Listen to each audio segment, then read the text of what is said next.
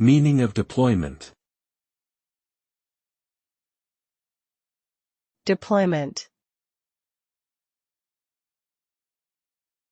Deployment. Deployment. Deployment. Deployment generally refers to the process of making a software application or service available for use. It involves preparing, configuring, testing, and installing the application onto the target environment, such as the production server or client devices. The end result of deployment is a working system that can be accessed by users to perform specific tasks or functions.